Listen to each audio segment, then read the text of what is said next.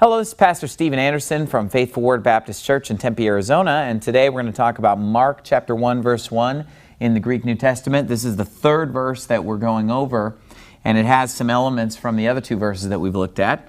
But first of all, let's just read it. Archi tu evangeliou, isou Christou iou tu theou. Now, the first thing you're probably going to notice about this verse is that everything seems to end in ou. Except for the first word, archi, everything else ends in that oo sound, which is made by the omicron epsilon diphthong that we talked about in the video on the alphabet.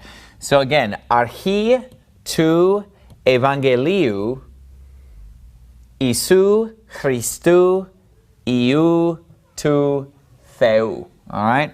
So let's go through this word by word. Archi, we should remember that from John 1:1. John 1:1 started out, en archi in o logos, in the beginning, en archi. Well, this doesn't have the en, so this is just archi, the beginning, all right? This verse in English says the beginning of the gospel of Jesus Christ, the Son of God, okay? So archi tu evangeliou is the beginning of the gospel, okay? The beginning of the gospel. Now, notice the word gospel, evangeliou. All right, this should remind you of our English word evangelist or evangelical, right? Someone who preaches the gospel, okay? Notice the two gammas right next to each other. When there are two gammas next to each other like that, it makes a sound like NG, okay? Or ni gamma, all right?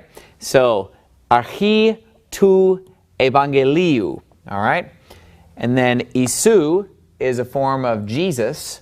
Christou is Christ, iou, Son, tu theou, of God. Now, these two words here are the word the, okay? But because those words are in the genitive case, it becomes of the. Now let me stop and explain the genitive case.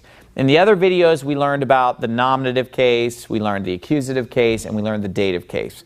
Well, there's one other case that you need to know, and that is the genitive case. Those are the four main cases with Greek nouns. Now, there is a vocative case also, but it's not very common. It's pretty easy, not anything to worry about. The four that you need to worry about are accusative, nominative, dative, and genitive. Okay, let's just do a quick review of those cases. The nominative case is when a noun or pronoun is the subject of the sentence.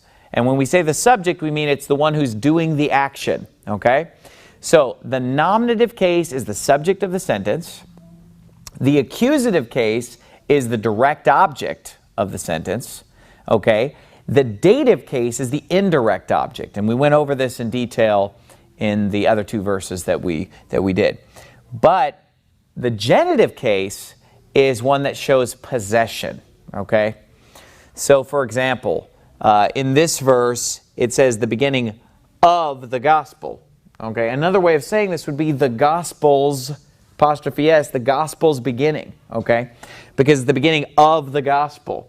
So the genitive case often in English is expressed with the word of or the word from.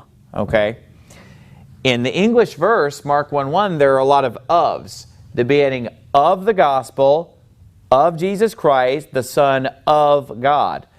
Well, you don't use the word of in this Greek verse. Instead, you just put it in the genitive case, and then you know it's of because it's in the genitive. Because the genitive case is one that shows possession, right? The Son of God. What's another way of saying the Son of God? We could use the possessive, God's Son.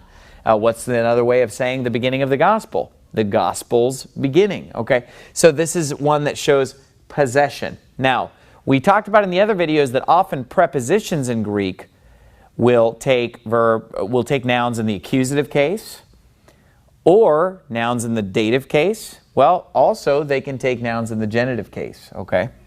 But in this case, all our genitives are pointing to the word of, all right? They're all showing possession, okay? Now again, in Greek, the word the is not used the same way we use it in English. Okay. For example, we would have said the beginning of the gospel of Jesus, Son of God. Here it just says archi. All right. The word the is implied. Tu evangeliou. of the gospel. Both the word the and the word gospel are put in genitive case because it's the beginning of the gospel. Okay?